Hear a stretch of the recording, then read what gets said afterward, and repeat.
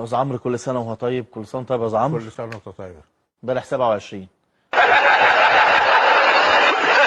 27 دي انتوا بتحتفلوا بيها بقالكم مش 5 احنا. سنين. مش احنا. ثانية واحدة بس. مش احنا. معنى انك تقعد 5 مش سنين احنا. بتحتفل بنتيجة مباراة احنا. انك انت عارف احنا. قيمة الفريق اللي قدامك. يا عيني ده اتصدم. مش احنا. فبتحتفل مش قادر، مش احنا. مصدق نفسك انت احتفلت. انك كسبت فريق بطل. انت جمعة. فقاعد تحتفل على فكرة. و5 سنين في حد على بيحتفل فكرة. بماتش 5 سنين؟ على فكره.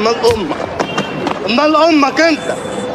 ولسه انا صعبانين عليا والله. بتحتفلوا 5 عارف ليه؟ سنين. عارف ده ليه الزمالك بس؟ لما احتفل سنة بسوبر القرن قعدتوا زعلتوا وعيطتوا. والله العظيم اللي مش عارف ازاي هو كان ساكت. ايه ده؟ عارف بس يا استاذ عمرو طبعا انا بقول لك اهو. انا بكلمك 5 ايه؟ سنين بتحتفلوا يا مفتريين بماتش كوره، يبقى معناها بتحتفل لانك كسبت نادي عظيم، كسبت طبعا. نادي بطل طبعا. فعشان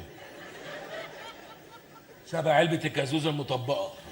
القضيه دي انت محتفل عليها في صفحتك. لا انت صفحتك مالكش دعوه بصفحتك. الله الله مالكش دعوه بصفحتك. مش بتاعتك. لا معلش مش بتاعتك. بلا كذب بقى بوشك، ده كذاب كذب الابل. عاوز بالله. صفحتك مش بتاعتك؟ مالكش دعوه بصفحتي. لا صفحتي انت مش قلت انا عايز قفشه في الزمالك عشان ايوه نحتفل؟ طب ايه المشكله؟ عشان وهنقفل نحتفل بالقضيه بالقضية. انا. نظر بس صفحتي يا أستاذ عمرو. صفحه ساخره. على ابو زرافه عسل ام اللي جابت ابو سلالم ابوك.